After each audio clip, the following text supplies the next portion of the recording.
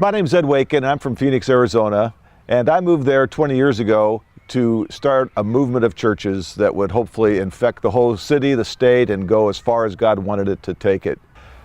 You know, when I first got to Phoenix, I thought, how am I going to meet people? And so I loved American football, and so I went to the local high school and I said, hey, do you need a coach? I played football in high school, and he said, yeah, we could use a coach. So I started coaching and talking to the players, talking to the coaches, and I identified a couple of people that I thought these people are more open to the love of God than the others, but it happened to be none of those that God brought me to. It was a guy named John who, after practice, he came to every practice to watch his son play in practice, and after practice one day they went in to shower and get changed. He was waiting for his son. And I started talking with John, and we were on the 50-yard line of the football field. And John was talking to me about how his company was going to let him go and he was going to lose his job. And I just listened to him. And I said, John, would it be okay with you? I don't know if you're a man of prayer, but can I pray for you? He said, sure. So I put my arm around him right there on the 50-yard line of the football field, and I prayed that God would help him to find a job or keep his job. So the next couple of days he came back and said, you'll never guess what? God answered your prayers. I go, what happened? He said, I get to keep my job. In fact, they gave me a different job, so it's got a long-term relationship with this company. And so he said, that's just great. He said, can you pray about my marriage? I said, sure I can. I'll pray about your marriage. And we started talking, and then we started reading the Bible together. We read James 5 times in a week, and John had never read the Bible before. And I remember his uncle died, and he said, can you go with me to the hospital? It was just before he died, and visit my uncle. I said, sure I can. So as we were driving to the hospital, John was recounting to me what James 1 was about, and James 2 was about, and James 3, James 4, James 5. He couldn't believe all the things. He says, I really need to learn to watch what I say, and that James has so much to talk about my tongue. And so from that, he started hanging out with us on Wednesday nights when we were meeting, and then he brought his wife and his son and his 2 daughters, and that was a long time ago, and John is still part of what we're doing. He's still reading the Bible. And so in our churches, as we gather together, we do one thing all the time. We have a meal. We're always eating. But out of that meal then flows different things. So if you've known much about organic church, we talk about the DNA of church. And in this context of anywhere from 5 to 15 folks, we want to have the divine truth. We want to have conversations about God's word and what God is doing in our lives. We want to have nurturing relationships. We want to be practicing the one another's throughout the week in our gathering together over meals, telling stories, helping each other fix things, words of encouragement, just the whole gamut of what the one another's are. And we want to have the A of the DNA, the apostolic mission. We want together to be praying for one another for lost people. We want together to be playing golf with lost people, watching movies with lost people, having barbecues with lost people, prayer walking neighborhoods, asking God to raise up people to come to Christ. So we do these 3 things, but we most often don't do them all in one evening. So some nights you might come to our house church and we'll have dinner together, and we'll sit around 8, 10 people around a table sharing some meal that we brought or a potluck that we brought, and we'll just tell stories about this week, what God's been doing, struggles that we have, problems that we have, enjoyments that we have, our sports teams that are losing or winning, whatever comes up in life. And then we'll pray and go home, and you'll think, well, all you had is a fellowship group. And that would be right that night. But you might come the next week and we'd have dinner together. We might share some stories, and then somebody might say, hey, I have a question out of this book in 1 Corinthians. I don't understand what this means. And we'll spend the whole evening talking about the question out of 1 Corinthians. And you might say, this is just a Bible study. And that night you'd be right. And then you might come another night, we'd have dinner, and then we might go prayer walking in the neighborhood and come back and have a list of people that are close to coming to Christ and just beg God for their souls. And you might say, this is nothing but an evangelistic group. And that night you'd be right. And then a 4th night you might come and we would have dinner. We would move to the living room. We would sing some songs. We would open up the Bible. We would have a chat about what God is saying to us. We would pray for lost people. We would pray for each other. And you would say, oh, you're having church. And you'd be right.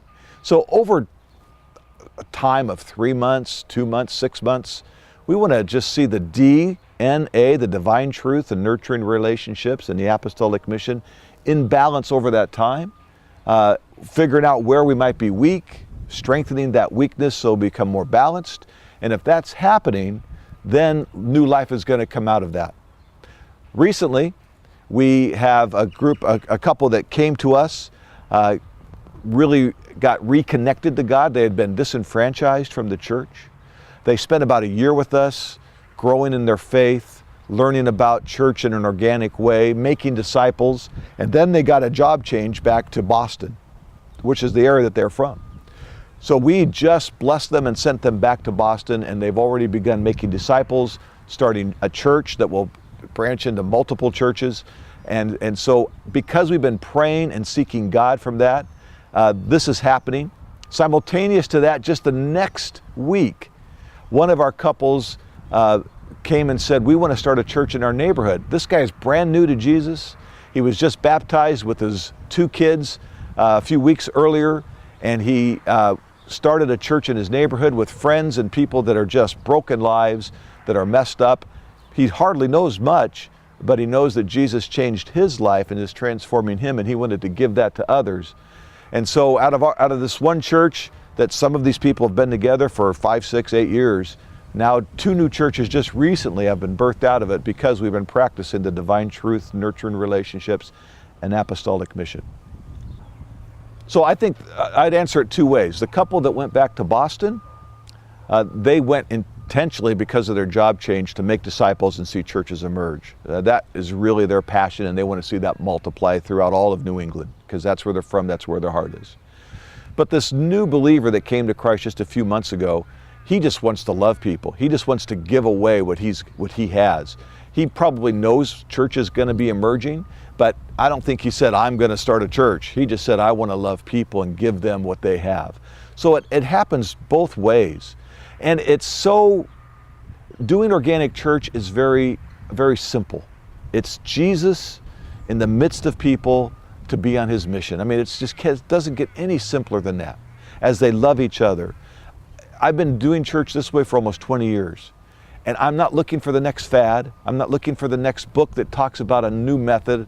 I'm not looking to how to put more into people. I want to continue to draw out of people what God already has put in them.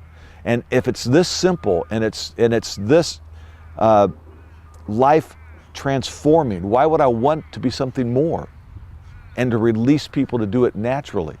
Now, simple does not mean easy. I just want to be really clear about that. Simple means really messy. It means when you love much, you're going to get hurt much. I remember the church that we had come from in Southern California, there was a man who sat in the same seat of the same pew every Sunday with the same suit on. I knew his name, and I knew he golfed, and I knew nothing else about him. And I was there for 8 years. And I never want to see that happen again. And so when I never got hurt by him because I never knew anything about him and he knew nothing about me. And so I want to know the people that I'm in community with, and I want to know where they have fears and they have sorrows and struggles and where they're struggling with moving forward for the purpose of them to be moving out, to be the competent minister of the new covenant that God has called them to be. And so when you know people well, you're going to get hurt deeply. And the answer to hurt is to love more. Most people say, when I'm hurt, I'm going to close my hand.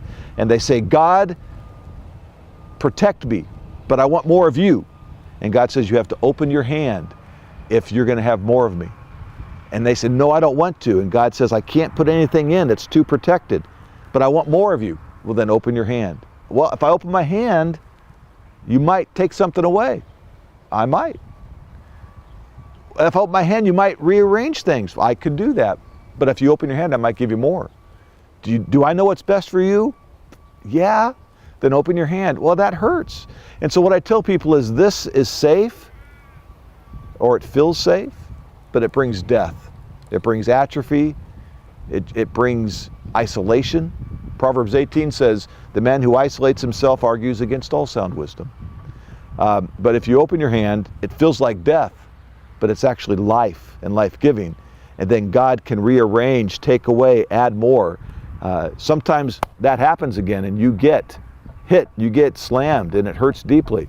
But I want to encourage you to keep your hand open and trust the Holy Spirit to guide you and to protect you. Jesus was hurt, Moses was hurt, Paul was hurt, David was hurt. They were all betrayed, and yet they kept going for God, and that's what we need to do as well.